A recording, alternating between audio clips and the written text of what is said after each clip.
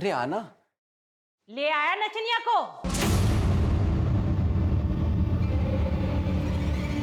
खानदान की पूरी इज्जत मिट्टी में मिला दी तूने। आज अगर तेरे बापू होते ना तो पहले इससे गोली मारते, फिर तुझे भी मार देते। अंदर तो आंदे, दरवाजे पे ही शुरू हो गई।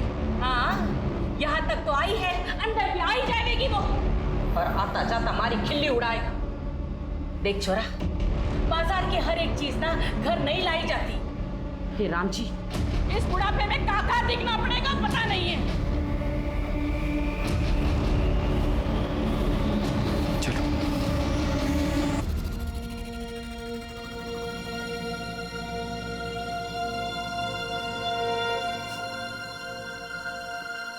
क्या होया? मेरी वजह से आपको कितना कुछ सुनना पड़ा। माँ भी आपसे नाराज हो गई ना। तो क्या हुआ? शादी हुई हमारी, अब तो जिंदगी भर साथ में रहना है, एक दूसरे का सुख दुख बांटना है। और माँ की चिंता तू ना कर, उन्हें मैं संभाल लूंगा। धीरे धीरे सब ठीक हो जाएगा। और अब ये आंसू आंसू पहुंच और थोड़ा शर्मा वर्मा ले, नई नवेली दुल्हन है, थोड़ा फील तो आना चाहिए ना। हाँ, सुहागरात है आज हमारी, तो थोड़ा तो मुस्कुरा दो। इधर से, इधर से, इधर से।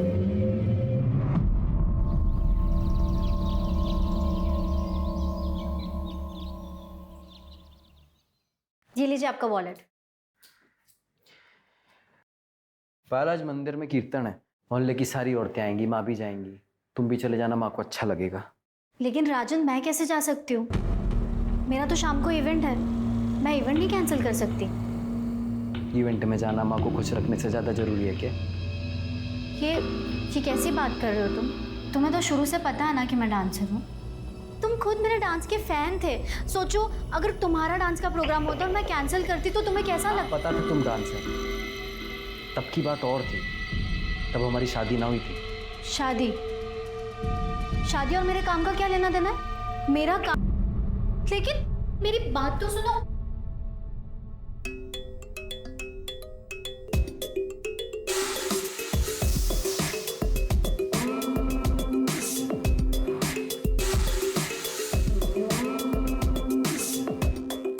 वाह पायल, वाह।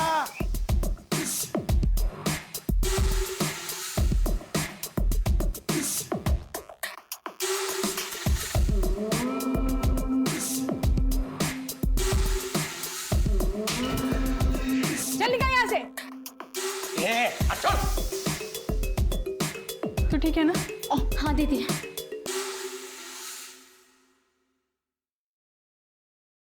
माँ जी,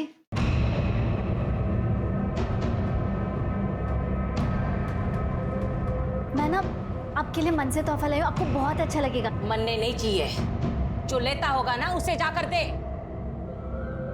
आप देखिए, आपको बहुत अच्छा लगेगा, सच में। एक बार देखिए। मैंने कहा ना मुझे नहीं चाहिए, तारी हराम की कमाई मनने नहीं चाहिए।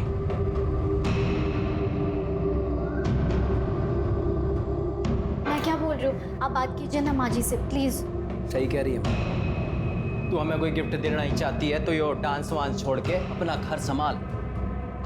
ये क्या बोल रहे हैं आप? मैं घर तो संभाल ही रही हूँ ना। और रही बात काम की, तो मैंने आपको पहले ही बोल दिया था कि मैं शादी के बाद नहीं छोड़ सकती हूँ काम। काम के नाम का तो बाड़ा है। बात ये है कि थारे को ये खटिया आदमियों को अपने पीछे ला टपका था देखे में मजा आवे, उनकी गंदी असली बातें सुनना पसंद है थारे को। खुशी होती है थारे को, कितने सारे लोग थारे पीछे पागल हो रखे हैं, समझ नहीं आता कि मैंने।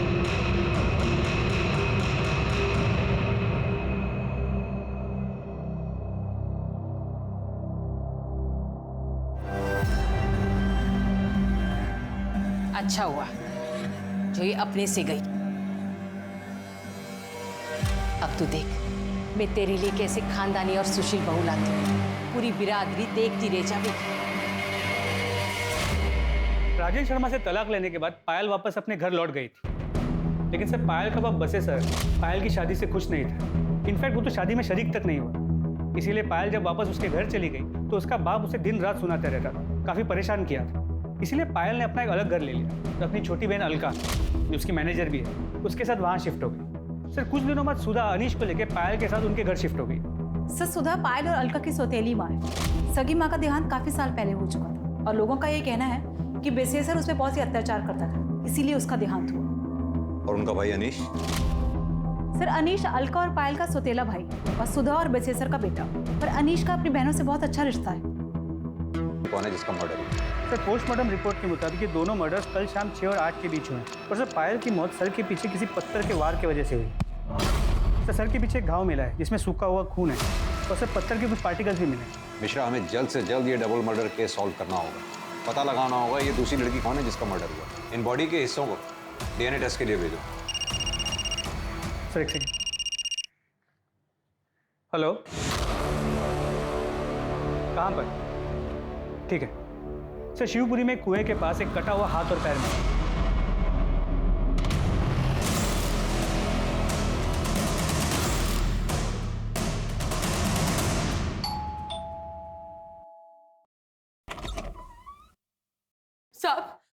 साहब हमारी अलका का कुछ पता चला?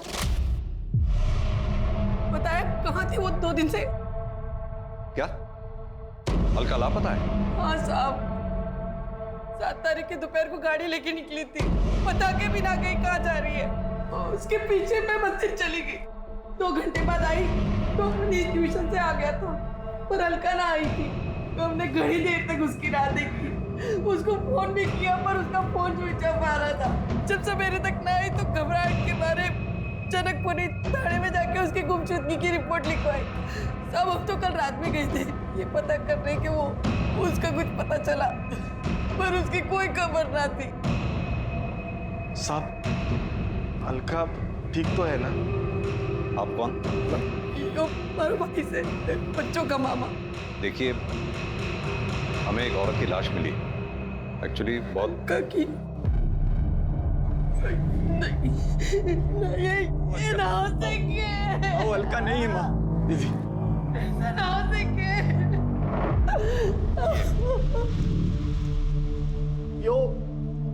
ये तो पायल है।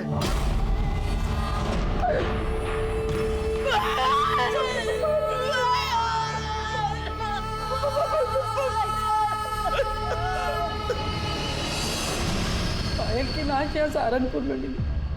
साहब ऐसा कैसे हो सकता है? वो तो मुजफ्फरनगर गई है।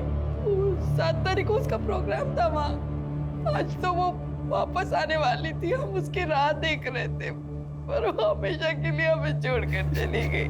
देखिए, मैं जानता हूँ कि हालात काफी नाजुक हैं, लेकिन फिर भी बस इतना जानना चाहता हूँ कि पायल का क्या कभी किसी से कोई झगड़ा हुआ था या कोई दुश्मनी थी? सब दुश्मनी क्या होगी ऐसी नेक्चुरी की, पर आजकल शाम के साथ घने झगड़े होते थे उसके। श्याम कौन? श्याम तिवारी, पायल का पति। दोनों ने मंदिर में ब्याह किया था। श्याम ने पायल से पैसों के लिए ब्याह किया था।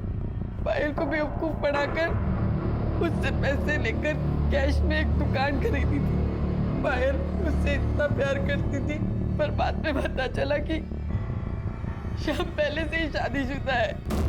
रुड़की में उसके बीवी बच्चे रहते हैं। बाद में उसने रजिस्ट्रार ऑफिस में जाकर पता किया तो पता चला कि उसने दुकान तो खरीदी थी, पर अपने नाम पे। इस बात पे उन दोनों में घना झगड़ा हुआ। अलका को भी ये बात पता है। उसने भी तिवारी को खूब खरी खोटी सुनाई थी। पायल को मालूम था कि अलका गायब है? नहीं साहब, हमने फोन किया था पर उसका फोन बंद आ रहा था।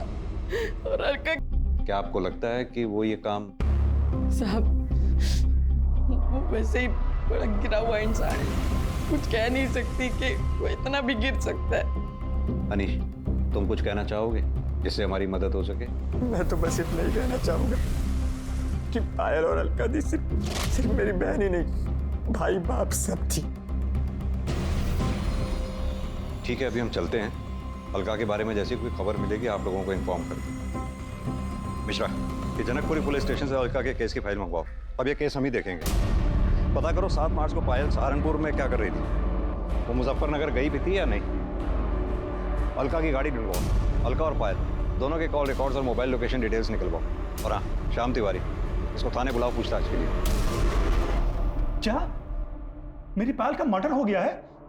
तो नहीं सर, ऐसा नहीं हो सकता सर। ओवर एक्टिंग कम कर। सर मैं एक्टिंग नहीं कर रहा हूँ, मैं सच कह रहा हूँ। मैं पायल से बहुत प्यार करता था। अपनी पहली बीवी और बच्चों से भी ज्यादा। सर मैं मानता हूँ कि मैं शादीशुदा हूँ, लेकिन भगवान जानता है कि ये रिश्ता कब का टूट चुका था, और अब तो मैं उसे कानूनी तरीके से भी खत्म करने वाला था। क्योंकि पायल के पास ज्यादा पैसा था। उसकी दुकान हड़प के भी तुझे चैन नहीं मिला। सर ये झूठ है, मैंने उसके नहीं अपने पैसों से दुकान खरीदी थी। सर मैं कब से अपनी एक इवेंट कंपनी का ऑफिस खोलने के लिए पैसे जोड़ रहा था। अच्छा, तो तूने पायल की ब्लैक मनी से दुकान नहीं खरीदी? सर मैं उसके पैसे से क्यों दुकान खरीदूंगा? ठीक है, तो अभी तो जा सकता है, लेकिन सहारनपुर छोड़कर कहीं मत जाइए। अपनी बीवी के पास तुड़की भी नहीं। जी सर।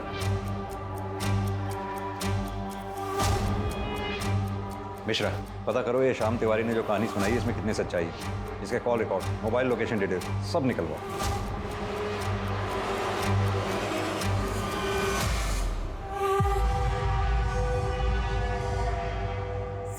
सर अलका का फोन स्विच ऑन हुआ था। इससे पहले कि लोकेशन पता कर पाते, फोन फिर से स्विच ऑफ हुआ।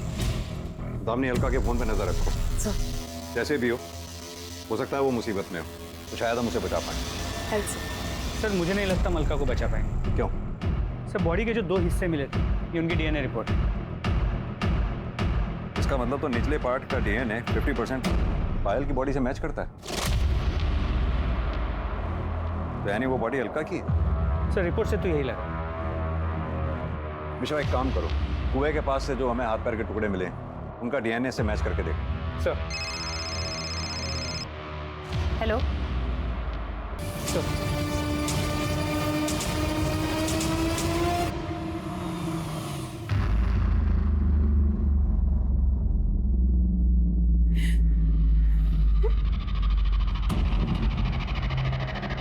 आंटी जी,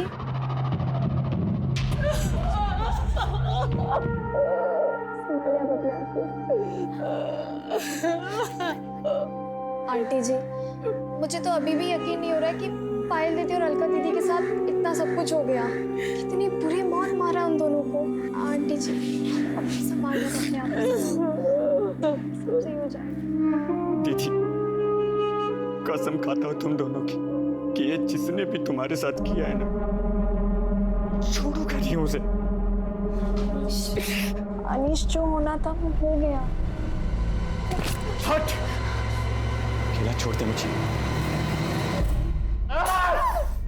जिनकी माँ बड़ी फिरे थी तू, वो दोनों निकल ली। अब क्या इरादा है? क्या करेगी? क्या करेगी आप? क्या छोड़ बनना है? बड़ी बड़ी माँ बने घूमे थी दोनों की, भगवान ने सजा दे दी थारी दोनों छोरियों को। बाप ने अकेला छोड़ के आई थी मरने के लिए।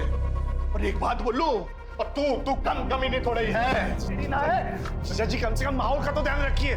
क्या माहौल का ध्यान रखूं मैं? रे बेटा, जैसी करनी वैसी भरनी। यो संस्कार है बेटे के, यो सिखाया है, यो सभ्यता दी है। थारी सभ्यता अरे तू बाप ना है, बाप के नाम पे शराब है शराब। अरे थारे वजह से पूरा परिवार बर्बाद हो गया। यो तू ध्यान रख, कीड़े पड़ेंगे कीड़े, सड़ के मरेगी। पानी देने वाला नसीब है, यो निकलो तुम लोग। उस कैब ड्राइवर से बात हुई? जी सर, उससे बात हुई। उसने कहा कि वो पायल को घर तक ड्रॉप तो करने वाला था, मगर सहारनपुर एंटर करने से पहले ही उसकी कैब खराब हो गई। क्या हुआ भैया? मैडम शायद गाड़ी खराब हो गई। एक काम कीजिए, आप मुझे यहीं छोड़ दीजिए, मैं बस या ऑटो से चले जाऊंगी। ये लीजिए। वो लोग ना पहचाने, इसलिए उसने अपने चेहरे को दुपट्टे से ढका, आंखों पे चश्मा लगा के वो वहाँ से चली गई। और हाँ सर, कैब ड्राइवर ने ये भी कहा कि उसका फ़ोन स्विच ऑफ था क्योंकि वो चार्ज करना भूल गई थी। कैब ड्राइवर को ये कैसे मालूम कि पायल के फ़ोन की बैटरी डाउन थी? क्योंकि सर पायल ने ड्राइवर को पूछा था कि उसके पास फ़ोन का चार्जर है। उस जगह के आसपास कोई सीसीटीवी है क्या? फिर जहाँ गाड़ी खराब हुई वहाँ कोई सीसीटीवी कैमरा नहीं मिला, और वहाँ से कुछ ही दूरी पे एक छोटे से गांव का बस स्टॉप, वहाँ भी कोई सीसीटीवी कैमरा नहीं, ना ही कोई दुकान। उसने वहाँ से बस लिया नहीं, ये पता नहीं चल पाया। सर कल से ये फोटो बहुत वायरल हो रही है। किसकी फोटो है? सर फिलहाल तो पता नहीं, पर जल्दी पता चल जाएगा। सर पायल और अलका का फ़ोन डिटेल्स भी आ गई। मोबाइल लोकेशन के अकॉर्डिंगली 7 मार्च शाम को 6 बजे अलका का जो लोकेशन है उससे घर से कुछ किलोमीटर दूर का दिखा रहा है, जहाँ पे दोनों की डेड बॉडीज मिली। सर अलका के फ़ोन की लास्ट लोकेशन क्राइम स्पॉट के पास दिखा रहा है। जबकि पायल का फ़ोन शाम को 4 बजे सहारनपुर के बॉर्डर के पास स्विच ऑफ हो।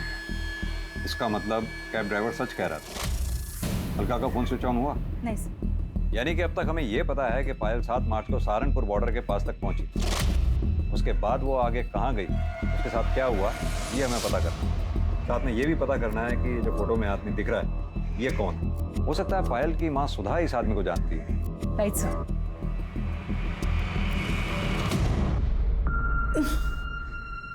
ये तो रतन सेठ है। मैं तो इसे घना भला आदमी समझती हूँ। पायल ने घना काम किया है इनके लिए, पर उसने कभी बताया ना कि ये इतना घिनौना काम भी कर सके। कहाँ मिलेगा ये रतन सेठ? मिलना तो अपने गुलमोहर सर्कल वाले ऑफिस में चाहिए, बैठते वहीं हैं।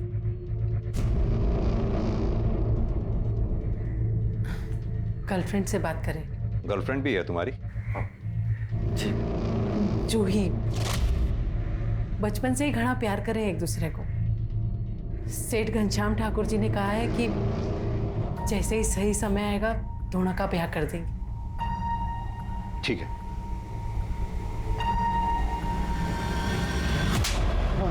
साहब, मैं सच बोल रहा हूँ साहब। अरे जबरदस्ती तो क्या, मैंने पायल को हाथ तक नहीं लगाया। ये फोटो की तो मैं क्या बात करूं, इसने तो मेरी जिंदगी बर्बाद कर दी है।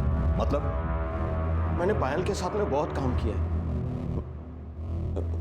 उसके साथ सोने के सपने देखता था, लेकिन सब होश में कभी मुझे उसके पास जाने की हिम्मत ही नहीं। वो किसी को अपने पास भटकने ही नहीं देती। एक दिन जैसे ही काम खत्म हुआ तो पेमेंट लेने मेरे कमरे में आई। आओ पायल, आओ बैठो। अरे भाई, आज तो तूने कमाल ही कर दिया। लोग तुम्हारे दीवाने हो गए। मुझसे तेरा नंबर मांग रहे और मुंह मांगी कीमत देने के लिए भी तैयार है ना? नहीं सेठ जी, मुझे एक्स्ट्रा पैसे नहीं चाहिए, बस मुझे मेरे काम के पैसे दे दीजिए। बस अभी लेके आया, तब तक तू बैठ। मैं तेरे लिए जूस लेके आया, बैठ।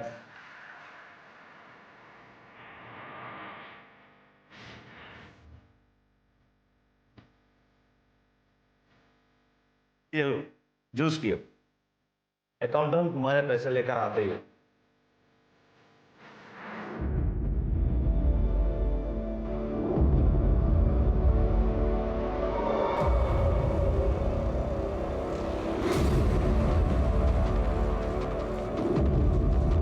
पायल, पायल,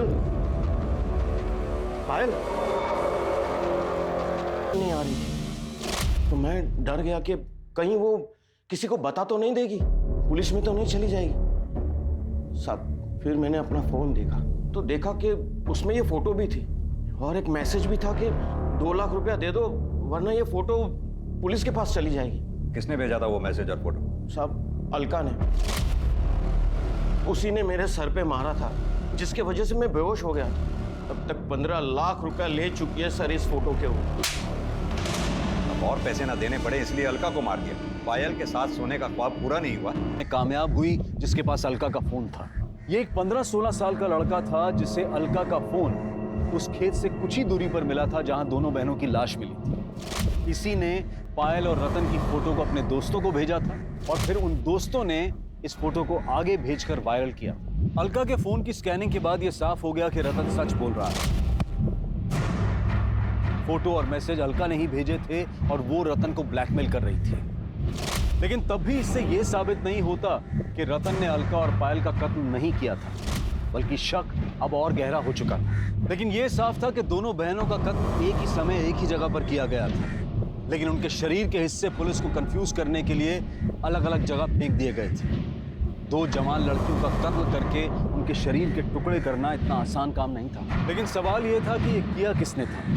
श्याम, रतन या फिर कोई और था इन दिल दहला देने वाली दर्दनाक हत्याओं के पीछे? सर, अलका की कार सहारनपुर के बाहर हरियाणा बॉर्डर के पास मिली, जहां उसे स्क्रैप करने के लिए छुपाया गया था। मतलब जिसका भी एक काम है, काफी शातिर है, नहीं चाहता था कि गाड़ी हमें मिले। गाड़ी फोरेंसिक के लिए भेजो। जी सर। रतन सेठ के स्टेटमेंट को क्रॉस वेरीफाई किया? जी सर। जैसे उसने बयान दिया था 6 से 8 मार्च के बीच वो दिल्ली में कॉन्फ्रेंस के लिए गया हुआ था।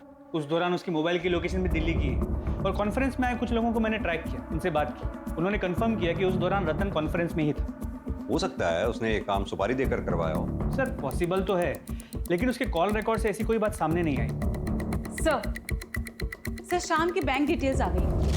सर उससे तो ये पता चला है कि दुकान खरीदने से पहले उसने बैंक से काफ़ी भारी रकम उधार ली थी सर इससे तो ये लग रहा है कि वो सच बोल रहा है। सर इसके अलावा और कोई इन्फॉर्मेशन नहीं मिली। मिश्रा, पायल के बाप बसी सर, इसके बारे में पता किया मर्डर के वक्त वो कहाँ था? जी सर, 7 मार्च को शाम से ही वो एक देसी ठेके में बैठे उधार की दारू पी रहा था।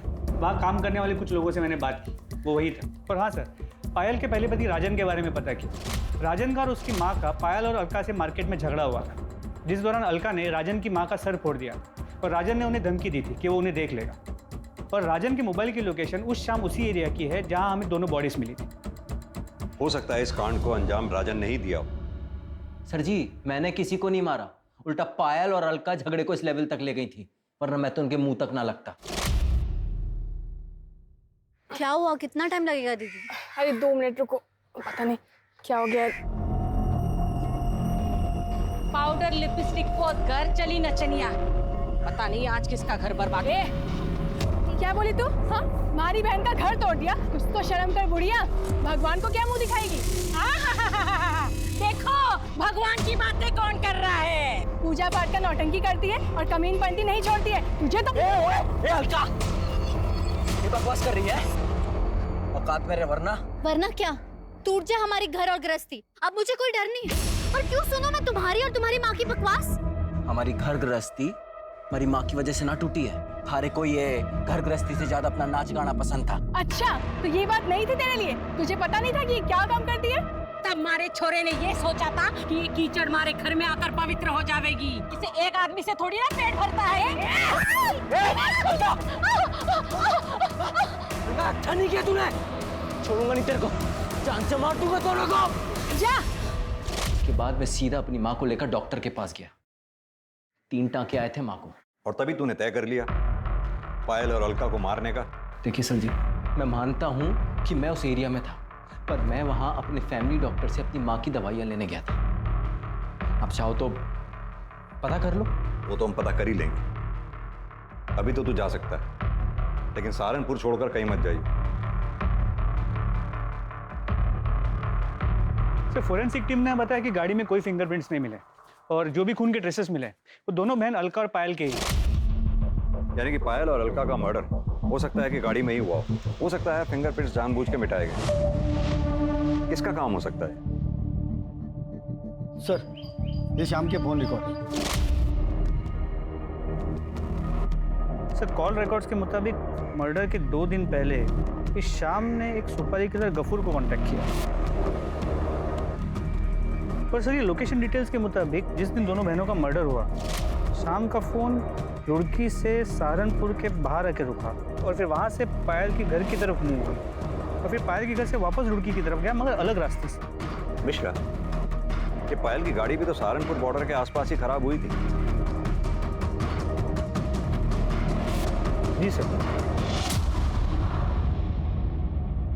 सर सर सर मत मारो सर सर सर सर बता रहा sir sir sir sir sir plan तो ये था कि जब 9 मार्च को पायल मुजफ्फरनगर से सहारनपुर आएगी ना, तभी उसका काम तमाम कर दूंगा और उसी दिन अलका को भी मार दूंगा। लेकिन सर अचानक से पता चला कि पायल का इवेंट ही कैंसिल हो गया। मैंने बहुत देर तक हाईवे पर उसका इंतजार किया, फिर देखा कि अचानक से उसकी गाड़ी खराब हो गई और वो पैदल जाने लगी। वहां बस स्टॉप पर और लोग भी थे, इसलिए मैंने गफूर को वेट करने को कहा। फिर अचानक पायल का दुपट्टा सरक गया और लोगों ने उसे पहचान लिया और लोग भी वहां पर आ गए। सबने उसे घेर लिया। क्या करें अब? फिर एक लड़का मोटरसाइकिल पर आया और पायल उसके साथ चली गई।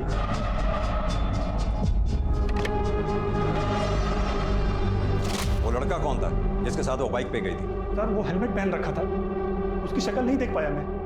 बाइक का नंबर, बाइक का मॉडल, कलर कुछ तो नोटिस किया होगा। सर, मैं तो उसको मारने के चक्कर में गया था, इतना ध्यान ही नहीं गया मेरा। कहानी सुना रहा है तू हमें? सर, मैं सच कह रहा हूं, मैं उसके पीछे तक भी गया था, काफी देर तक उसका पीछा किया।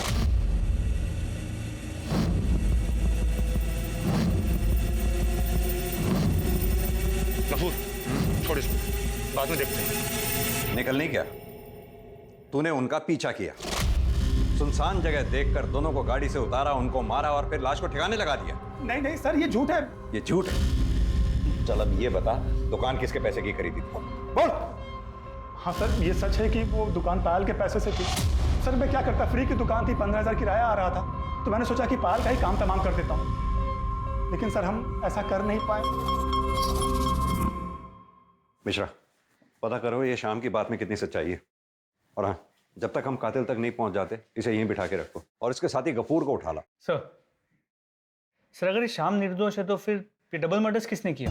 मिश्रा, सवाल ये उठता है कि टारगेट पे पायल थी या अलका, या फिर दोनों बहनें, क्योंकि अलका का दिमाग गर्म था, उसके कई दुश्मन हो सकते हैं। और अगर ये शाम सच कह रहा है कि पायल घर पहुंची और अलका से मिली, तो ये कैसे मुमकिन हो सकता है कि घर वालों को पता ही ना चला?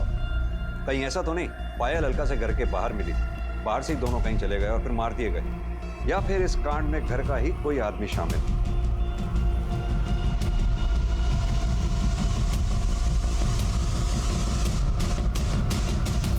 तो श्याम तिवारी सही कह रहा था, अलका के एक नहीं कई दुश्मन हैं। पायल जहां भी परफॉर्म करती थी लोग उसे छेड़ते थे और अलका उनका मुंह तोड़ जवाब देती थी।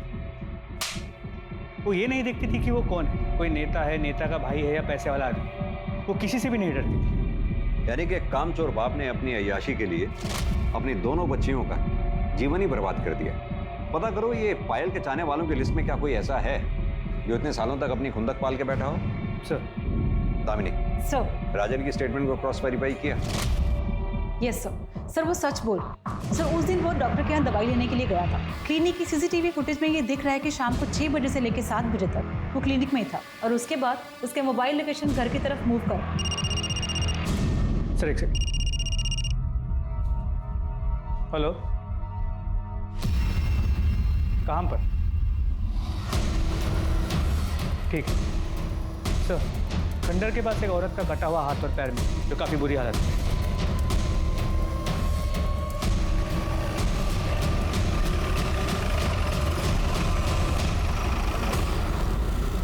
पायल की बॉडी का ऊपरी हिस्सा और अलका की बॉडी का निचला हिस्सा हमें यहाँ मिला। इसका मतलब दोनों बहनों को यहाँ गाड़ी से उतारा गया और मारा गया। जाहिर सी बात है ये स्पॉट उनके घर के रास्ते में ही पड़ता है। अब या तो कातिल उनका पहले से पीछा कर रहा था, जिसने यहाँ पहुंचकर गाड़ी को रुकवाया, दोनों बहनों को उतारा और कत्ल किया, या फिर वो कातिल बीच रास्ते में उन्हें मिला, जिसे उन दोनों बहनों ने अपनी गाड़ी में बिठाया।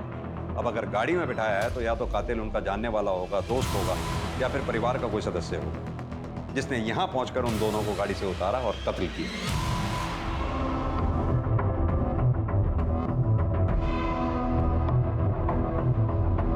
सर, अनीश अभी घर से बाहर निकला है, मैं पीछा कर रहा हूँ सर।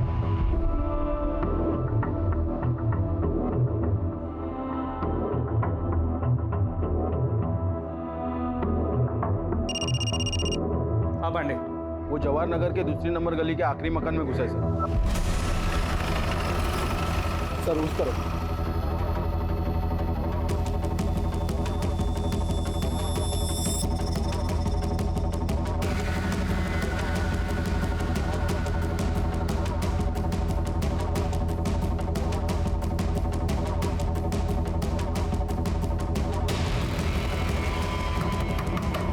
अनीश, हमें पता है तुम अंदर हो, चुपचाप बाहर आ जाओ।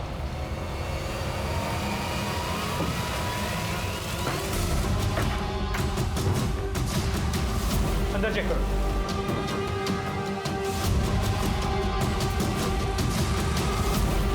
सर अंदर कोई नहीं है।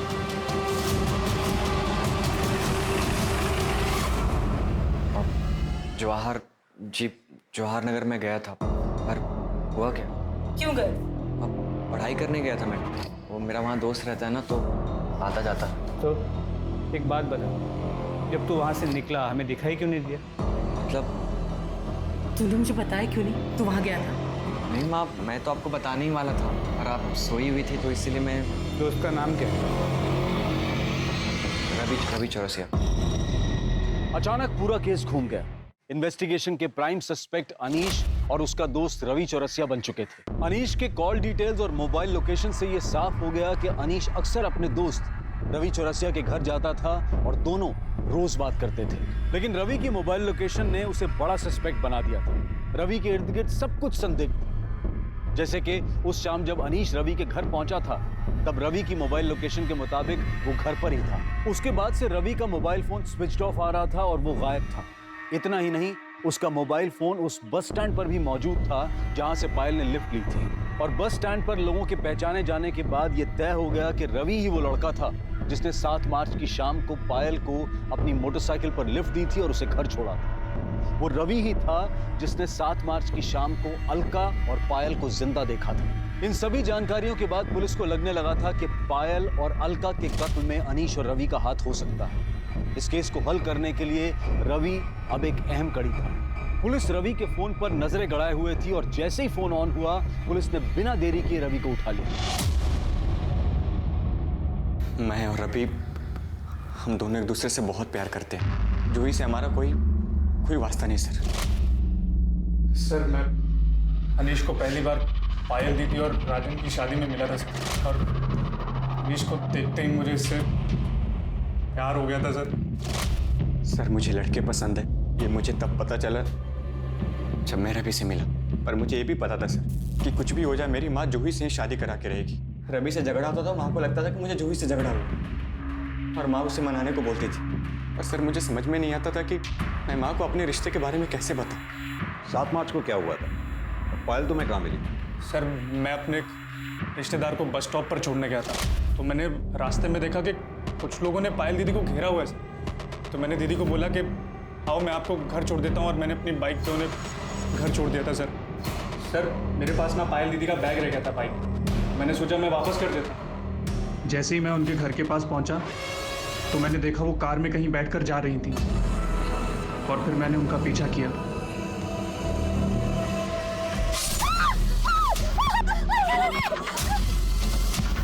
ये देखकर मैं बहुत डर गया था सर।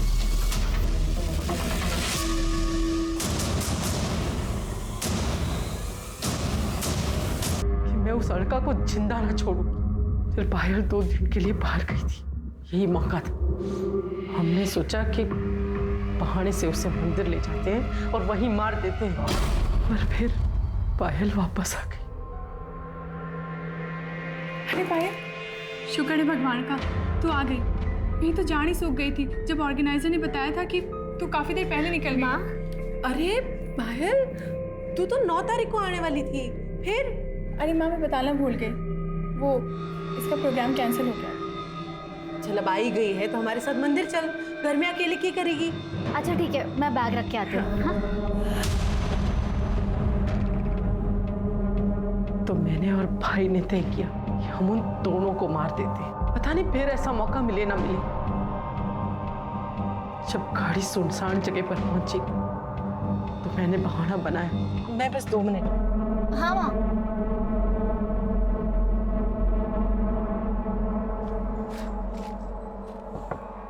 गाड़ी की तैयारी कर रही थी जहाँ वो अपनी मर्जी से रह सके। जूही और अनीश के ब्याह के कितने सारे सपने देखे थे मैं। वो अलका और एक छोरी की बुद्धि भ्रष्ट करने पर तुली हुई थी।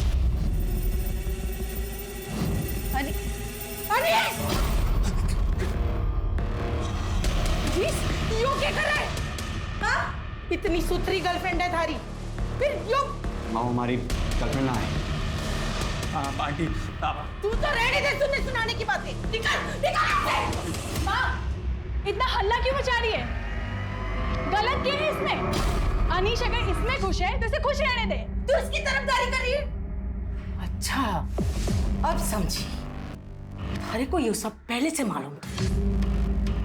यो थारा दोस्त। अरे तूने इतना भी ना सोचा कि अपने दोस्त के खातिर अपने भाई की जिंदगी खराब कर रही है? माँ इतना नाटक करने की ना जरूरत ना है, सब समझ रही हूँ मैं। अनीश की बात माननी पड़ी और जूही और अनीश की अगर शादी नहीं हुई तो थारा लखपति बनने का सपना टूट जाएगा। मारे जीते जी ये ना हो सके है कि हमारा चोरा किसी चोरे से ब्याह करे। माँ, हम उनकी लाशों को घसीटकर जंगल में ले गए। भाई ने उनके शरीर के टुकड़े टुकड़े कर दिए। पायल का फोन कहाँ है? वो मैंने लाश के टुकड़ों के साथ जंगल में फेंक दिया। अलका वही फोन ढूंढा पर नहीं मिला। फिर बहुत अंधेरा हो रहा था तो ढूंढना छोड़ दिया और निकल गया वहां से। मारना तो हम सिर्फ अलका को चाहते थे। पायल तो सीधी थी, उसे तो हम बाद में भी देख लेते, लेकिन कहते हैं ना, जिसकी मौत जहाँ लिखी होती वो वहां अपने आप पहुंच जाता है। ऐसा कहा जाता है कि जब कोई किसी के साथ अच्छा करता है तो उसका फल भी अच्छा ही मिलता है, लेकिन इस केस में उल्टा हुआ। जिस अलका और पायल ने अपनी सौतेली माँ और सौतेले बेटे अनीश को ऐशो आराम और इज्जत की जिंदगी मुहैया करवाई, उसी सौतेली माँ ने अपने बेटे की भलाई सोचकर बेटियों की जान ले ली। ये केस एक सबक है कि अपराध और आपराधिक मानसिकता किसी के अंदर भी विकसित हो सकती है और अपराध घर या बाहर कहीं भी पनप सकता है। अब मैं अनूप सोनी आपसे विदा लेता हूं, फिर मुलाकात होगी क्राइम पेट्रोल सतर्क में एक और नए केस के साथ। तब तक अपना और अपने परिवार का ख्याल रखें, सतर्क रहें, सुरक्षित रहें और देखते रहें क्राइम पेट्रोल सतर्क।